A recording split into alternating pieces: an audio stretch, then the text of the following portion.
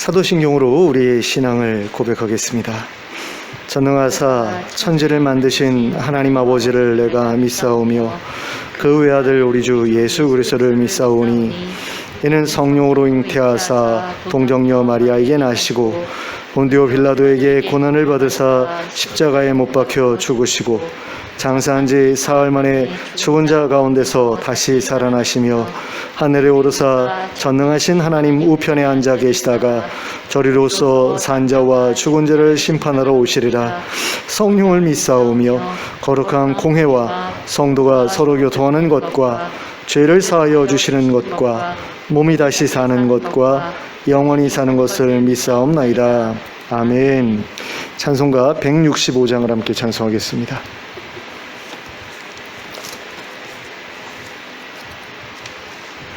찬송가 165장입니다.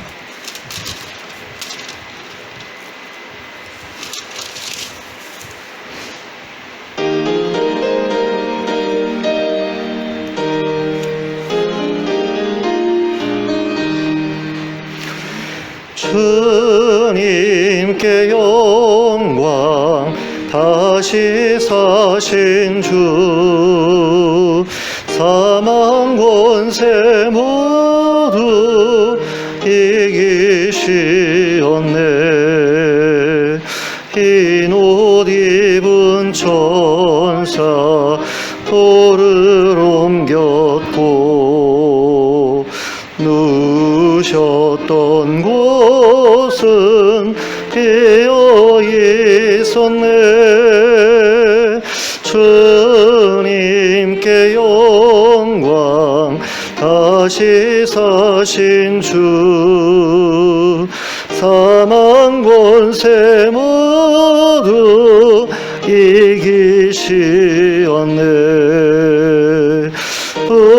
부활의 주님 나타나시사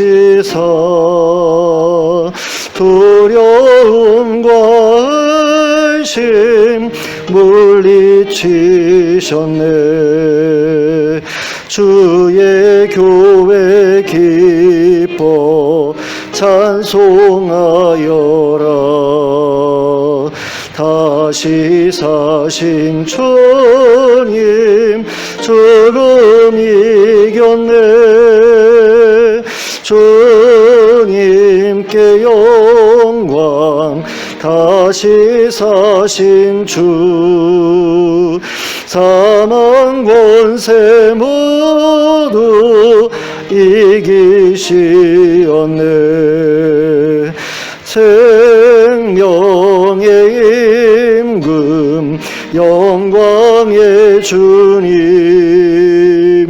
주님 없는 삶은 헛될 뿐이라. 주의 사랑으로 세상 이기고 요단 건너 본향 가게 하소서. 주님께 영광, 다시 사신 주, 사망 권세 모두 이기시었네. 아멘. 찬송가 182장을 함께 찬송하겠습니다. 찬송가 182장입니다.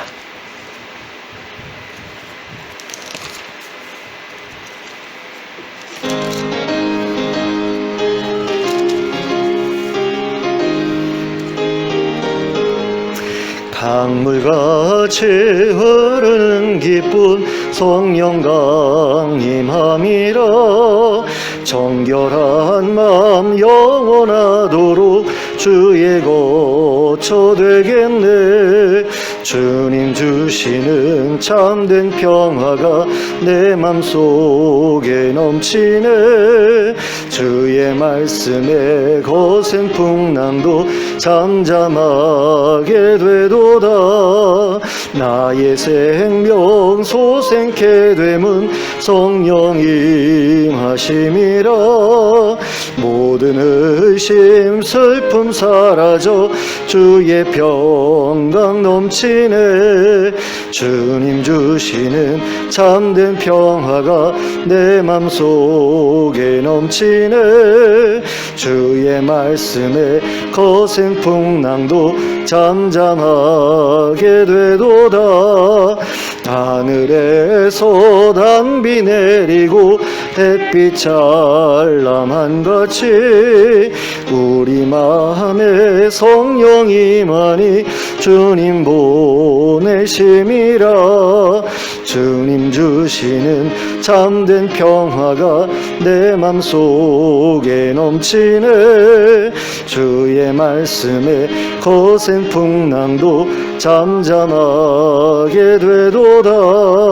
생명신에 넘쳐 흘러서 마른 광야 적시니 의의 열매 무르익어서 추수를 기다리네. 주님 주시는 참된 평화가 내 맘속에 넘치네. 주의 말씀에 거센 풍랑도 잠잠하게 되도다. 놀라우신 주의 은혜로 그의 얼굴 뵙겠네. 평화로운 안식처에서 영원토록 쉬겠네. 주님 주시는 참된 평화가 내 맘속에 넘치네. 주의 말씀에 거센 풍랑도 잠잠하게 되도다. 아멘. 오늘 우리에게 주시는 하나님의 말씀은 요한복음 20장 19절부터 23절까지의 말씀입니다. 요한복음 20장 19절부터 23절까지를 함께 보도록 하겠습니다. 함께 읽겠습니다. 시작.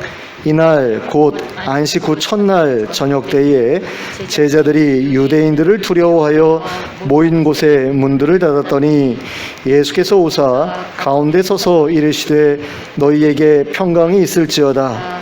이 말씀을 하시고 손과 옆구리를 보이시니 제자들이 주를 보고 기뻐하더라. 예수께서 또 이르시되 너희에게 평강이 있을지어다. 아버지께서 나를 보내신 것 같이 나도 너희를 보내노라. 이 말씀을 하시고 그들을 향하사 숨을 내쉬며 이르시되 성령을 받으라.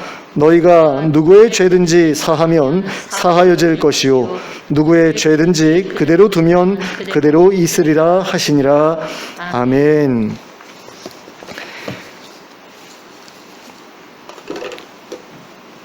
예수님께서 부활하신 그날이 지나고 저녁이 되어 새로운 하루가 시작되었을 때 예수님의 제자들이 한 곳에 모였습니다. 아마도 마리아로부터 예수님께서 부활하셨다는 소식을 전해들은 베드로와 요한이 다른 제자들에게 연락을 해서 모이라고 했던 게 아니었을까 생각이 됩니다. 자, 오겠다고 한 사람들이 다 모이자 제자들은 자기들이 모인 건물의 문을 모두 닫아 걸었습니다. 유대인들이 자기들을 붙잡으러 올까 봐서 두려웠기 때문입니다. 그런데 그들이 모여있던 그곳에 호련히 예수님께서 나타나셨습니다. 모인 곳의 문들을 모두 닫아 두었는데 예수님께서 오셔서 제자들 가운데 서셨다라는 것은 예수님께서 문을 두드리시고 제자들이 문을 열어드리는 정상적인 과정을 통해서 예수님께서 그 건물에 들어오셨다는 이야기가 아닙니다. 예수님께서는 그 건물의 문이 모두 닫혀 있는 상태에서 제자들이 모여있던 장소의 한가운데에 호련히 나타나셨던 것입니다. 이러한 기록을 통해서 우리는 예수님께서 부활 이후에 소유하게 되신 육체는 죽음 이전에 소유하고 계셨던 육체와 다른 성질을 가지고 있는 육체였다는 사실을 알 수 있게 됩니다. 그리고 우리가 부활 후에 소유하게 될 육체 또한 현재 우리가 소유하고 있는 육체와는 다른 특별한 성질을 가진 육체일 것이라는 사실을 알 수 있게 됩니다. 성경의 예언에 따르면 우리가 부활 후에 얻게 될 육체는 더 이상 늙지도 않고 병들지도 않고 죽지도 않는 육체일 것이라고 기록되어 있습니다. 그런데 본문의 내용을 보면 그 육체는 벽으로 둘러싸여 있는 공간에까지도 자유롭게 이동해 들어갈 수 있는 그런 육체라는 사실을 알 수 있게 됩니다. 참으로 신비롭고 놀라운 일이 아닐 수가 없습니다. 저는 이런 내용들을 읽을 때마다 굉장히 기대가 됩니다. 내가 새로운 몸을 얻게 되면 내 삶의 모습이 어떻게 달라질까, 얼마나 놀랍게 달라질까를 생각하면 참으로 기대하지 않을 수가 없습니다. 자, 그런데 이렇게 갑작스럽게 모습을 드러내신 예수님께서는 제자들을 향해서 이렇게 말씀하셨습니다. 너희에게 평강이 있을지어다. 어떤 분들은 너희에게 평강이 있을지어다 라는 이 말씀을 그냥 평소에 어떤 인사말과 같은 것이라 이렇게 생각을 하는데 사실 그렇지가 않습니다. 만약에 예수님께서 이 말씀을 그저 인사말로 하셨다라고 한다면 21절에서 다시 이 말씀을 하시지 않으셨을 것입니다. 왜냐하면 처음에 나타나셨을 때 인사말을 하셨는데 이런저런 말씀을 하시다가 갑자기 중간에 또 인사말을 하실 이유가 없는 거죠. 똑같은 인사말을. 만약에 이 말씀의 의미가 안녕이라는 그런 의미라면 처음에 제자들 앞에 나타나가지고 안녕 반가 이래놓고서 그 다음에 여러 가지 이야기를 하시다가 또 갑자기 안녕 반가 그러면 약간 이건 정상이 아니죠. 약간 미친 사람 아닙니까? 근데 예수님께서 이 말씀을 다시 한번 반복하셨다라는 것은 이것이 단순한 어떤 인사말이 아니었다라는 그런 증거라고 할 수 있습니다. 예수님의 이 말씀은 오래전에 하나님께서 하나님의 백성들에게 약속하셨던 평강을 이제 하나님의 백성들로 하여금 누리게 해주시겠다. 그런 시대가 시작되었다라는 것을 알려주시는 말씀이었다. 이렇게 보는 것이 맞습니다. 이제 평강의 시대가 되었으니 평강을 누려라. 너희가 평강을 누렸으면 좋겠다라는 거죠. 두려워하지 말고 평강을 누렸으면 좋겠다. 이런 말씀입니다. 그리고 이 말씀을 하신 다음에 무슨 행동을 하셨느냐? 자신의 손과 옆구리를 제자들에게 보여주시죠. 부활하신 예수님의 외양이 부활하시기 전과 비교해서 많이 달라지셨기 때문에 제자들 가운데에는 부활하신 예수님을 자기들이 옛날에 함께했던 예수님으로 알아보지 못했던 사람들이 있었던 것 같습니다. 아마 그랬을 가능성이 크다라고 저는 생각을 해요. 제자들은 부활하신 예수님을 못 알아봤거든요. 막달라 마리아도 부활하신 예수님 못 알아봤죠. 왜 못 알아봤을까라고 했을 때 예수님의 돌아가시기 전 모습과 부활하신 이후의 모습이 너무나 달랐기 때문에 못 알아봤을 것이다. 이렇게 생각하는 것이 합당한 설명이 아닌가라는 생각이 듭니다. 자, 예수님 돌아가시기 전에 어떤 모습으로 돌아가셨습니까? 로마 사람들한테 막 채찍질을 당해가지고 온몸이 피투성이가 됐죠. 막 찢겼죠. 피가 막 온몸에서 이렇게 그 찢긴 자리에서 이렇게 흘러내려가지고 딱지가 않고 막 그런 상태였을 거고요. 그 다음에 또 머리에다 가시면류관을 씌워서 거기도 상처가 있었을 것이고, 그 다음에 십자가에 못 박혀서 돌아가셨기 때문에 굉장히 그 보기 흉한 그런 모습이었을 가능성이 굉장히 큽니다. 근데 그런 정도로 상처를 입었다. 그런데 3일 만에 딱 3일, 이틀 지난 거죠. 3일째가 되는 날에 그 상처가 하나도 남지 않고 사라져버렸다. 이거 누가 상상할 수 있는 일이겠습니까? 만약에 죽지 않고 그냥 그렇게 예수님처럼 고문만 당하고 그런 다음에 이제 한 3일 정도 내버려 두면 멀쩡한 모습으로 회복되는 사람이 어디 있습니까? 그런 사람은 없죠. 초능력자나 그럴 수 있을까? 그러니까 예수님께서 돌아가시기 전의 모습과 부활하신 후의 모습은 완전히 다를 수밖에 없거든요. 근데 그게 전부가 아니었다라는 게 더 중요한 사실입니다. 그러니까 우리가 알고 있는 것처럼 예수님께서 공생의 사역을 시작하셨던 나이가 30살이었어요. 30살이 되셨을 때, 30살이 되기 전까지는 건축 일을 하셨습니다. 목수라고 되어 있는데 그 목수가 그냥 뭐 이런 가구 만드는 목수가 아니라 건물 인테리어나 뭐 건축하는 그런 목수라고 그러거든요. 그런 일을 예수님께서 30살까지 하셨단 말이에요. 그리고 30살이 되었을 때 이제 사역을 시작하셨단 말입니다. 그런데 사역하실 때 제일 먼저 하셨던 일이 뭡니까?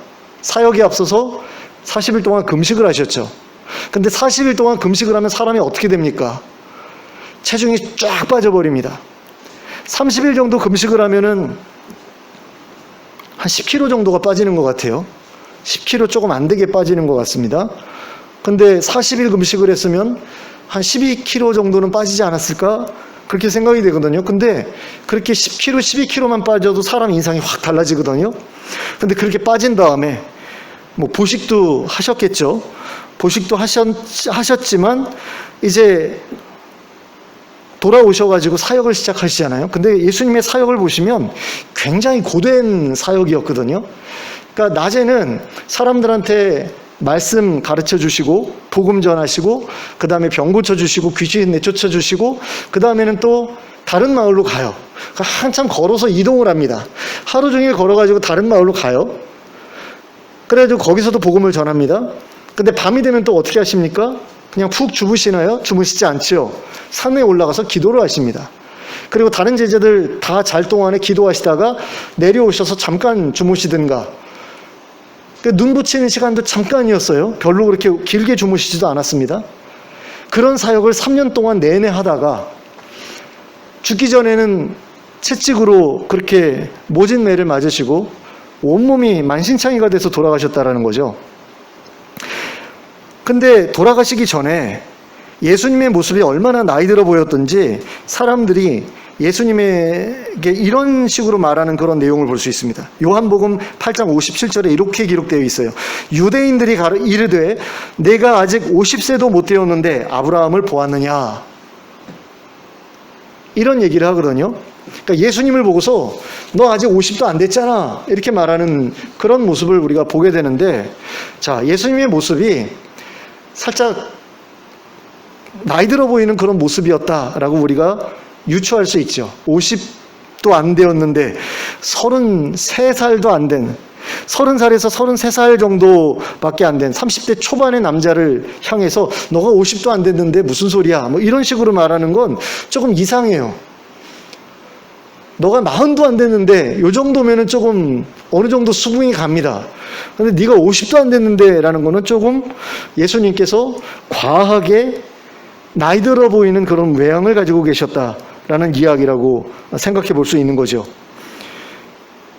그리고 너무 고된 사역을 하면서 이렇게 빼쩍 말라 계셨고 나이도 들어 보였고 게다가 채찍질 당해서 완전히 만신창이가 됐고 그래서 돌아가셨는데 예수님에 대한 제자들의 마지막 기억은 빼쩍 말라가지고 늙어 보이는 빼쩍 마른 사람이 온몸에 피투성이가 돼가지고 돌아가신 모습이거든요. 그런데 예수님이 부활해서 딱 나타났는데 어떤 모습으로 나타나셨을까요?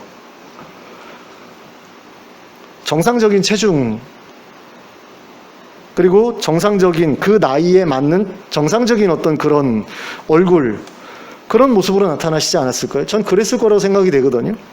그러니까 부활을 하게 되면, 부활해서 새로운 몸을 입게 되면 몸이 망가졌던 사람도 정상적인 그런 몸을 가지고 다시 새롭게 삶을 시작하지 않습니까? 손이 불편한 사람들은 손을 자유롭게 쓸 수 있게 되고, 눈이 잘 안 보이는 사람은 눈은 잘 볼 수 있게 되고, 그러니까 완전한 회복이 일어난단 말이에요. 그럼 예수님께서 막 채찍에 맞으시고 여러 가지 고난 받으실 뿐만 아니라 평소에 너무 고된 삶을 사셨기 때문에 막 늙어 보이고 살도 빼쩍 말라가지고 비실비실해 보이는 어떤 그런 모습이었을지라도 예수님께서 부활하셨을 때에는 굉장히 건강한 모습으로 제자들 눈에 보였을 거라는 거죠. 그러니까 3일 만에 사람이 그렇게 달라지면 그 사람이라고 생각할 수가 없잖아요. 그러다 보니까 제자들이 이분이 예수님 맞아? 이런 생각이 들 수밖에 없죠. 여러분 같으면 안 그랬겠어요? 예수님을 이 사람들이 만났을 때 아주 건강하고 살집이 있고 맷집이 있는 어떤 그런 모습으로 예수님께서 이 사람들을 처음 만났을까요? 아니었을 거라고 생각하거든요. 예수님께서 이 사람들 만나셨을 때는 이미 40일 금식을 통해서 빼쩍 마른 상태였어요. 그리고 제자들하고 같이 생활하면서 점점 더 말라가셨을 것 같고 점점 더 나이든 모습으로 바뀌어가셨을 것 같거든요. 근데 갑자기 젊고 생생한 모습으로 딱 나타나서 내가 너희들하고 함께 있었던 예수야. 3일 전에 봤을 때만 해도 그 모습이 아니었는데, 그렇게 됐을 때 우리 같아도 가짜 아니야? 뭐 대역 아니야? 뭐 이런 식의 생각이 들지 않았겠습니까? 그래서 예수님께서 자신의 그 몸을 보여주실 수밖에 없으셨던 거죠. 손을 보여주시고 그 다음에 옆구리에 창 찔렸던 자리 보여주시고 그러면서 내가 그 사람이 맞아 라는 것을 확인시켜 주셨다라는 겁니다. 근데 그렇게 확인하고 나니까 제자들이 너무너무 기뻐하죠. 그럴 수밖에 없지 않습니까? 죽은 줄 알았는데, 돌아가신 줄 알았는데, 이제 다시는 못 뵐 줄 알았는데 다시 살아오셨어요. 아, 그러면 혁명이 끝나지 않았구나. 새 이스라엘을 일으켜 세우는 그 일이 끝나지 않았구나. 이분이 결국에는 왕이 되겠구나. 그리고 우리는 높은 신하가 되겠구나. 이런 생각을 하니까 이 사람들은 얼마나 좋았겠습니까? 근데 이렇게 기뻐하는 제자들을 보면서 뭐라고 말씀을 하시냐면 너에게 평강이 있을지어다라고 말씀을 하세요. 다시 한번 반복해서 19절에서 말씀하셨던 그 말씀을 21절인가요? 거기서 다시 한번 이렇게 말씀하시죠. 너에게 평강이 있을지어다. 왜 이 말씀을 두 번이나 반복해서 하셨을까? 이걸 한번 생각해 볼 필요가 있는데, 예수님께서는 당신이 처음 이 말씀을 하셨을 때에 제자들이 이 말씀을 제대로 받아들이지 못했다라고 판단하신 것 같아요. 그러니까 앞에서도 똑같은 말을 했지만 제자들이 못 받아들인 것처럼 생각하셨기 때문에 다시 한번 이 말을 해줘야 되겠다라고 생각하셨던 것 같다라는 거죠. 그리고 그렇게 다시 반복해서 들려주셔서 알아듣게 하셔야 할 만큼 이 말씀이 중요한 말씀이었기 때문에 반복해서 하신 것이다. 우리는 또 이렇게 생각할 수 있습니다. 그래서 예수님께서 앞서도 말씀하신 그 말씀, 너에게 평강이 있을지어다 라는 말씀을 다시 한번 반복해서 하셨다라는 겁니다.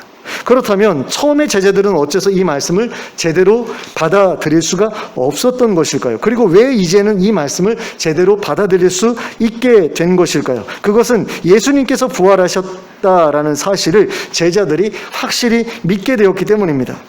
그러니까 예수님의 부활을 믿지 못했을 때의 제자들은 도저히 평강이라는 것을 생각할 만한 그런 여유가 없는 그런 상태였죠. 근데 예수님이 부활하셨다라는 사실을 확실하게 알게 된 후에는 평강이라는 것에 대해서 생각할 수 있는 그런 여건이 마련이 된 겁니다. 자, 그렇다면 예수님의 부활을 확신하기 전과 확신하게 된 이후의 모습이 이렇게 달라진 이유는 무엇이었을까요? 그것은 예수님의 부활을 확인함으로써 제자들이 죽음에 대한 두려움으로부터 벗어날 수 있게 됐기 때문입니다. 자, 한번 생각해 보시기 바랍니다. 어떤 사람이 암이라는 그런 진단을 받았어요. 시한부 선고를 받았습니다. 너 3개월 있으면 죽어 라는 이야기를 의사로부터 들었어요. 이 사람이 어떻게 될까요? 굉장히 무서워지겠죠. 야, 3개월 있으면 내가 죽는구나. 뭐 췌장암 같은 경우는 그렇다고 그러더라고요. 뭐 증세도 없이 갑작스럽게 발견이 된 다음에 뭐 한두 달, 두세 달 있다가 세상을 떠나게 되는 그런 경우도 있다고 그러는 그런 무서운 어떤 암에 걸렸다라고 했을 때 이 사람이 얼마나 두렵겠습니까? 그런데 어떤 사람이 자기한테 찾아왔어요.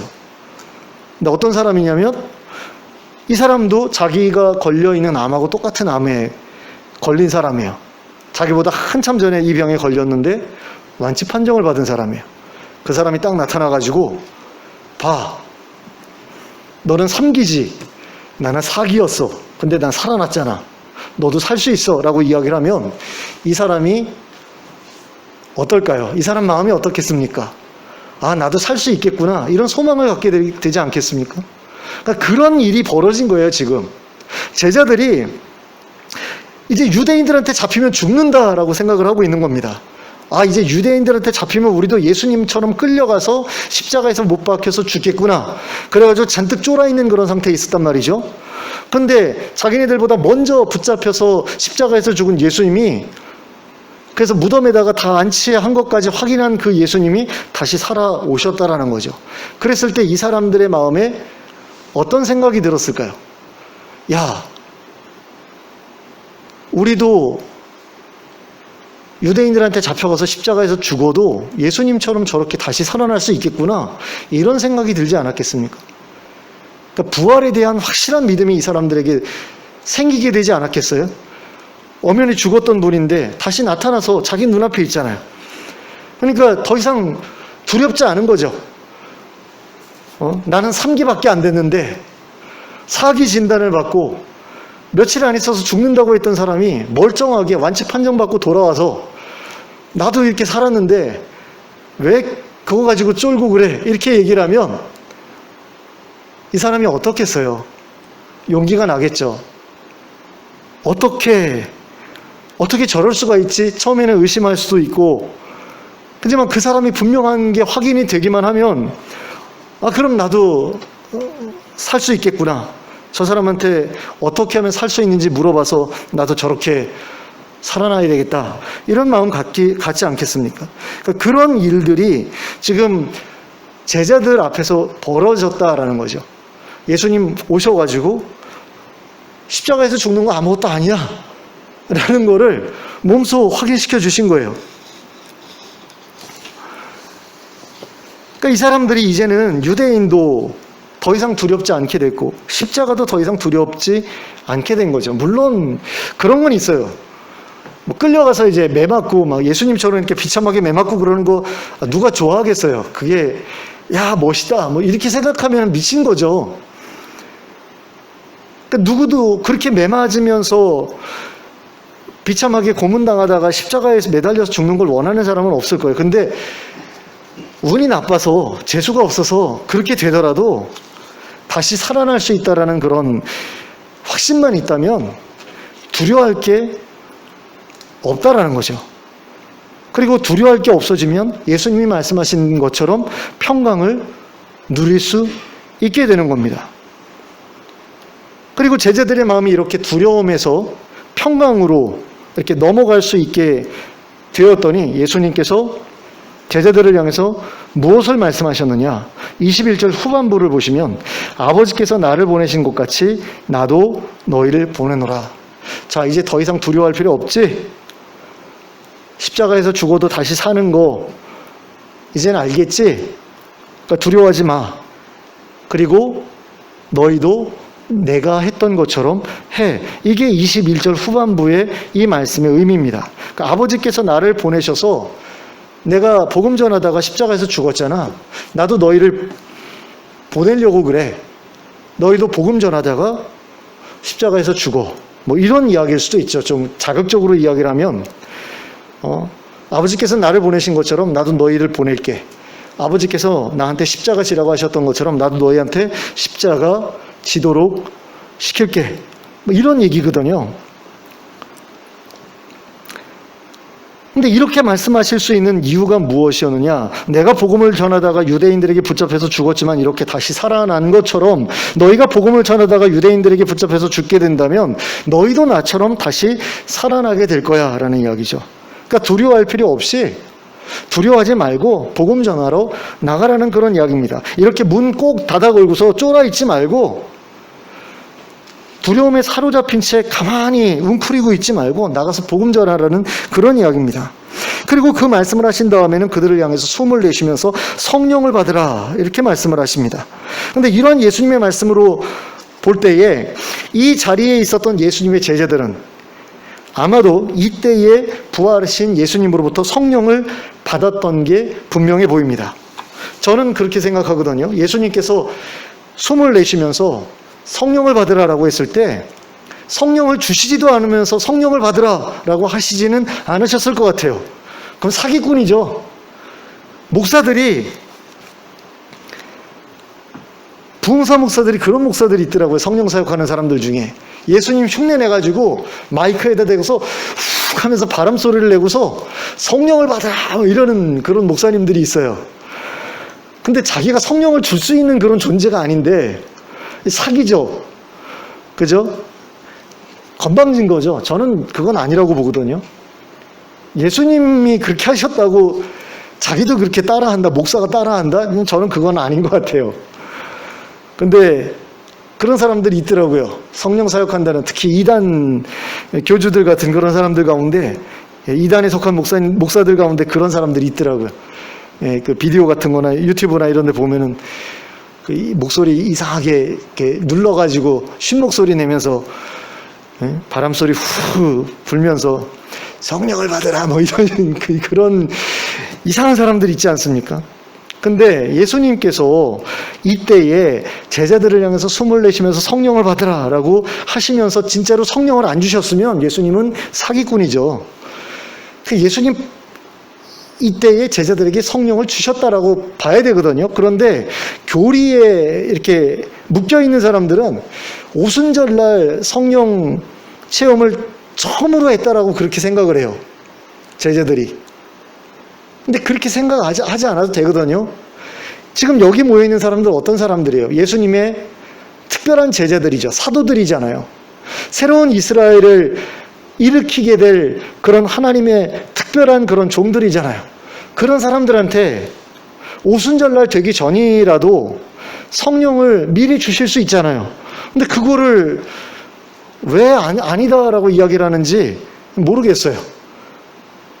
예수님을 사기꾼으로 만들어가면서 오순절날 처음 성령이 강림을 하셨다. 이거는 아니라는 생각이 들거든요. 그러면 예수님께서는 어째서 이 소수의 제자들에게만 먼저 성령을 주신 것일까요? 그것은 아까 말씀드린 것처럼 이들이 새로운 이스라엘을 일으킬 사도의 직분을 맡은 사람들이었기 때문이죠. 또한 다른 제자들에게 성령을 미리 받은 자로서의 모습을 본으로 보여주도록 하시기 위해서 성령을 먼저 주시지 않았을까, 이렇게 생각해 볼 수 있을 것 같습니다.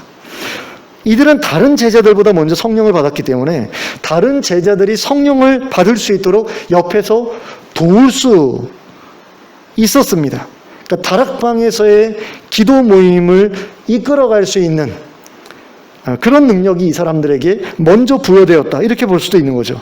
무엇보다 이 사람들은 흩어졌던 다른 제자들을 다시금 결집시킬 수 있는 그런 능력을, 또 권세를 얻게 되었다, 이렇게 볼 수 있습니다. 성령 세례를 통해서. 제자들을 통해서 예수님의 부활을 믿게 된 사람들은 예수님을 부인하고 떠났던 죄를 용서받고 다시 믿음의 공동체로 돌아올 수 있게 된 겁니다. 그런데 제자들의 증언에도 불구하고 예수님의 부활을 믿지 않은 사람들은 어떻게 됩니까? 예수님을 부인하고 떠났던 그 죄에 그대로 머무르게 되죠.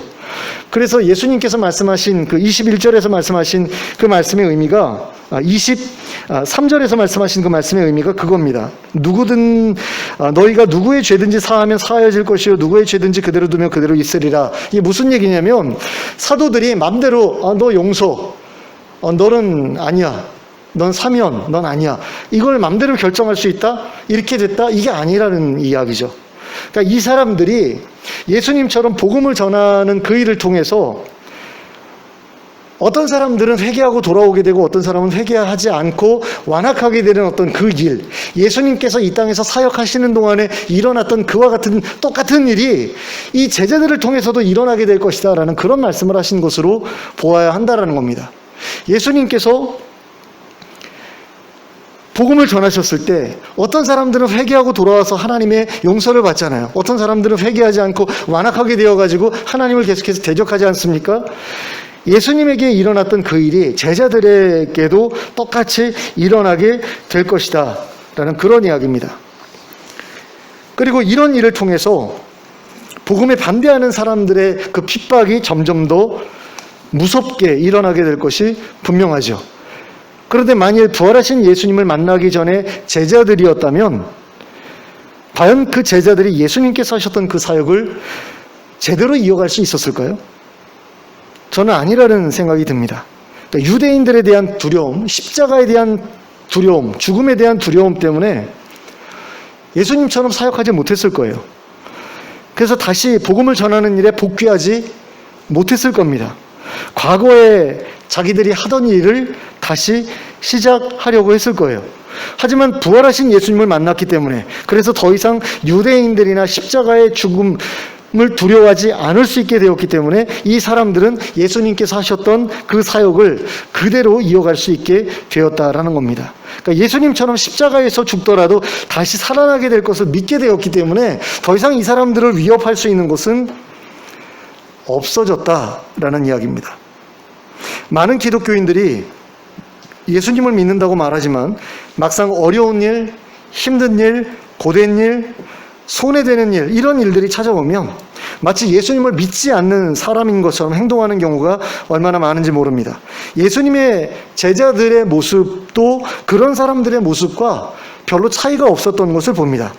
하지만 부활에 대한 믿음이 확실해지자 제자들은 그러한 모습에서 벗어날 수 있게 되었습니다. 죽음에 대한 두려움, 손해에 대한 두려움, 그런 두려움들로부터 벗어날 수 있게 되었다라는 겁니다. 죽어도 다시 살아나게 될 것이고 손해를 보아도 하나님께서 갚아주실 것이라는 사실을 믿게 되었기 때문이다라는 것입니다. 그래서 그들은 기꺼이 복음을 전하다가 죽을 수도 있게 되었고 복음을 전하다가 손해보게 되는 일도 감당할 수 있게 되었다라는 거죠. 죽음으로 인생이 끝나는 것이 아니라는 사실을 믿게 되었기 때문입니다. 새로운 삶이 있다는 것을 믿게 되었기 때문이죠. 새로운 시대가 시작될 것이라는 사실을 믿게 되었기 때문입니다. 우리가 참으로 예수님의 뒤를 따라가려면, 우리가 예수님처럼 자기 십자가를 지고 예수님처럼 살아가려면 우리에게 필요한 것은 무엇일까요? 바로 부활에 대한 믿음입니다. 그리고 부활에 대한 믿음은 부활하신 예수님을 만날 때에 소유할 수 있게 됩니다. 부활이 있어 라고 말은 하는데 부활에 대한 증거가 없으면 어떻게 부활에 대해서 믿을 수 있겠어요? 부활에 대해서 믿으려면 먼저 부활한 사람들을 내가 만나야 된다라는 거죠. 나사로를 만나든 아니면 부활하신 예수님을 만나든 죽었다가 다시 살아난 사람이 있으면 그 사람을 만나야 내가 부활을 믿을 수 있게 되는 겁니다. 췌장암 사기에서 다 죽는다고 그러는데 어떤 의사가 췌장암 사기라도 살 수 있어요 라고 얘기를 했다라고 생각을 해보세요. 그런데 아무런 증거도 없이 그렇게 얘기하면 누가 믿겠습니까? 근데 그 사람이 치료하던 환자 가운데 췌장암 사기였는데 봐요 내가 고쳤잖아요 그러면서 딱 증거를 들이밀면 믿을 수 있게 되죠. 또 우리가 예수님의 부활에 대해서 믿으려면, 그리고 우리의 부활에 대해서 믿으려면 부활한 누군가를 만나야 된다라는 겁니다. 부활하신 예수님을 만나야지만 우리가 그 부활을 믿을 수 있게 된다라는 거죠. 또는 부활하신 예수님께서 행하시는 일을 경험해야지만 부활에 대한 믿음을 확실하게 가질 수 있게 된다라는 겁니다. 그러니까 부활하신 예수님께서 하시는 일이 어떤 일이 있습니까? 바로 성령으로 세례를 주시는 일이죠. 그 성령으로 세례받는 그 일을 겪게 되면 아, 예수님 부활하셨구나라는 게 믿어진다라는 겁니다. 아니면 바울 사도처럼 환상 가운데 부활하신 예수님이 나한테 말을 거는 어떤 그런 거를 보든가, 아니면 잠을 자다가 예수님에 대한 꿈을 꾸든가, 부활하신 예수님이 나를 찾아오셔서 말씀하시는 걸 경험을 하든가, 아니면 기도하다가 어떤 놀라운 체험을 통해서 부활하신 예수님의 임재를 경험하든가, 이런 일들이 있을 때에 우리는 부활에 대한 믿음을 가질 수 있게 된다는 겁니다. 그리고 이렇게 부활에 대해서 확실하게 믿게 된 사람은 복음 또한 믿을 수 있게 됩니다. 그러니까 복음이 약속하고 있는 모든 것을 믿을 수 있게 된다는 말씀입니다. 그래서 자신 있게 사람들 앞에서 복음을 소개할 수 있게 됩니다. 내가 말하는 것이 사실이라는 그런 것을 확신하고 있기 때문에 뭐 부끄러워하거나 자신 없어하거나 쭈삣거리거나 이런 거 없이 당당하게 말할 수 있게 된다는 거죠. 내가 부활하신 예수님을 만났어. 난 부활이라는 게 있다라고 믿어.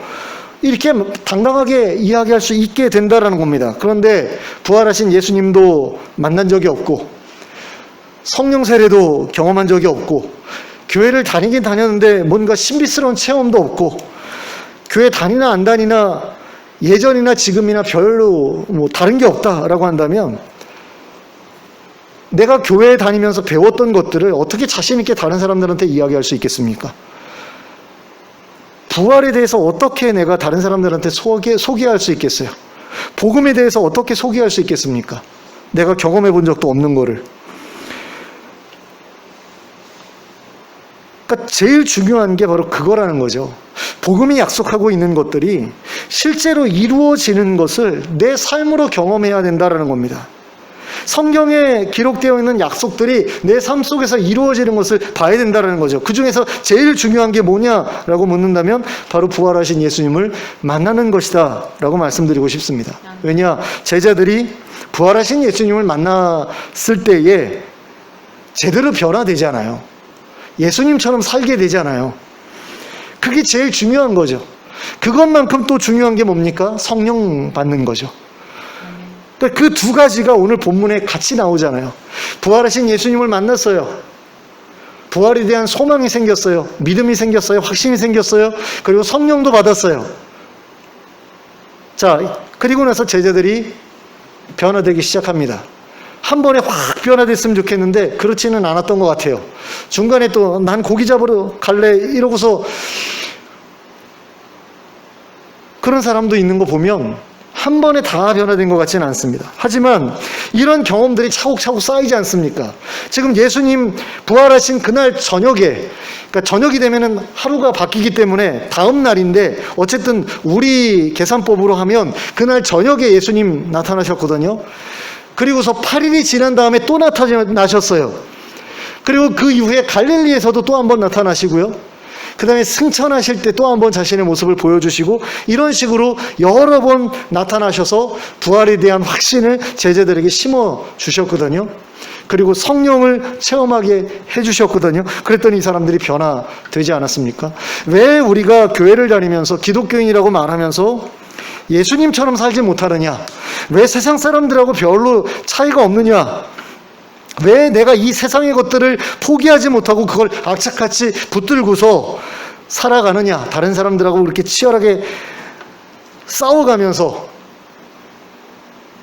내 거 놓지 않으라고 아둥바둥 거리면서 왜 그렇게 살아가느냐라고 했을 때 제자들 같은 체험이 없기 때문이다. 이렇게 말할 수밖에 없습니다. 부활하신 예수님을 만난 적이 없기 때문이라는 겁니다. 부활에 대한 소망이 없기 때문에, 부활 이후에 새로운 세계에 대한, 새로운 삶에 대한 그런 믿음이 없기 때문에 안 믿는 사람들하고 차이 없는 그런 삶을 살아가게 된다라는 겁니다. 예수님께서 세상에 오셔서 전하셨던 복음이 어떤 복음입니까? 하나님 나라 복음이죠. 그리고 하나님 나라의 복음은 죄사함과 더불어서 새로운 삶에 대해서 약속하고 있습니다. 새로운 나라에서의 새로운 탄생과 새로운 삶에 대해서 약속하고 있습니다. 그러므로 부활을 믿지 않으면 복음을 믿지 않는 겁니다. 그리고 복음을 믿기 위해서는 부활하신 예수님을 반드시 경험해야 된다라는 겁니다. 그분의 임재든 그분의 역사든 그 어떤 것이든 간에 경험해야지만, 부활하신 예수님을 통해서 일어나는 어떤 것을 경험해야지만 우리는 복음을 확실하게 믿을 수 있게 된다라는 겁니다. 그리고 예수님처럼 사도들처럼 복음을 전할 수 있게 된다라는 거죠. 그리고 용서받을 자와 버려질 자를 구분하시는 하나님의 사역에 귀하게 쓰임받을 수 있게 된다라는 겁니다. 그 일을 위해서 예수님께서 제자들에게 찾아오셨습니다. 그리고 자신의 부활을 확인시켜 주셨습니다. 그래서 두려움에서 벗어나서 평강을 누리게 해주셨습니다. 그리고 성령으로 세례를 주셨습니다. 그래서 예수님처럼 복음을 권세 있게 전할 수 있도록 해주셨습니다. 우리에게도 이와 같은 일이 일어나기를 간절히 소원합니다. 부활하신 예수님께서 찾아오셔서 여러분들을 만나주시는 그 역사를 여러분들이 경험하게 되기를 바랍니다. 부활하신 예수님께서 찾아오셔서 여러분에게 성령으로 세례를 주시는 그 일을 경험하실 수 있게 되기를 원합니다. 그래서 부활의 소망으로 인해서 두려움 없이 평강 가운데 복음을 전할 수 있는 여러분들이 되시길 원합니다. 우리 모두 이와 같은 소망을 가지고 부활하신 예수님을 구하고 찾고 찾아서 만나는 은혜, 또 성령으로 세례받는 그 은혜를 풍성하게 누릴 수 있게 되기를 예수 그리스도의 이름으로 축원합니다. 기도하겠습니다. 사랑의 하나님 아버지, 부활하신 예수님께서 찾아오셨을 때 제자들에게 부활에 대한 소망이 생겼고 확신이 생겼고 또 두려움이 사라졌고 기쁨이 생겼고 용기가 생겼던 것을 봅니다. 또 성령으로 세례를 받았을 때 이 사람들에게 다시금 예수님의 뒤를 따르는 사역에 복귀할 그런 용기가 생겼던 것을 봅니다. 하나님, 우리에게도 이와 같은 일이 일어나기를 원합니다. 우리가 예수님을 찾고 찾아서 만날 수 있기를 원합니다. 부활하신 예수님을 만날 수 있기를 원하고, 또 부활하신 예수님께서 허락하시는 성령의 세례를 경험할 수 있기를 원합니다. 그리고 우리 안에서 일어나는 놀라운 변화들이 지속적으로 이어지는 것을 경험하는 가운데 하나님과 함께하는, 예수 그리스도와 동행하는 그런 인생을 저희가 살아갈 수 있게 되기를 간절히 원합니다. 그래서 저희의 마음 가운데 죽음에 대한 두려움, 삶의 고됨에 대한 두려움이 점점 사라지고 새로운 세상에 대한, 새로운 시대에 대한 그런 소망이 점점 더 커져가기를 원합니다. 그리고 내가 가진 복음 때문에 다른 사람들에게 담대하게 나아가서 예수 그리스도를 전할 수 있는 저희들이 될 수 있기를 원합니다. 하나님, 저희가 경험하지 못한 것을 전하지 않도록 저에게 경험시켜 주시기를 원합니다. 부활하신 예수님을 만나게 해주셔서 부활에 대한 확실한 소망을 사람들에게 전할 때에 부끄러워하지 아니하고, 사람들이 미친 소리라고 거부하더라도 전혀 그것에 대해서 위축되지 아니하고 복음을 전할 수 있는 저희들 되게 해주시길 원합니다. 그래서 저희들이 말하는 그 진실됨을 인하여서 많은 사람들이 우리의 말에 귀를 기울이고, 또 성령께서 도우시는 그 역사를 통해서 많은 사람들이 하나님께로 회개하고 돌아오는 역사가 일어날 수 있도록 저희를 사용하여 주시옵소서. 예수 그리스도의 이름으로 기도하였습니다. 아멘. 찬송가 451장을 함께 찬송하겠습니다. 찬송가 451장 찬송합니다.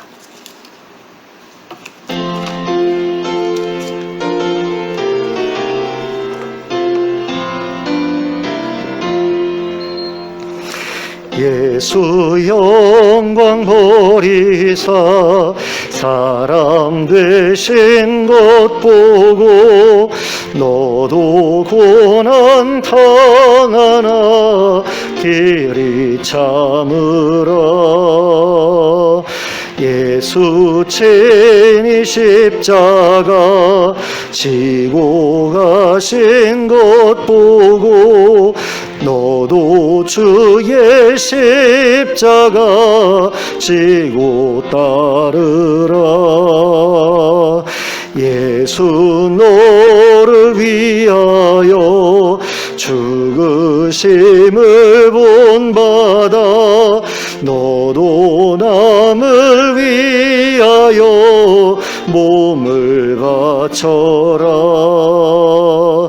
예수 부활하셔서 승리하신 것 보고 너도 승리할 줄을 믿고 싸워라.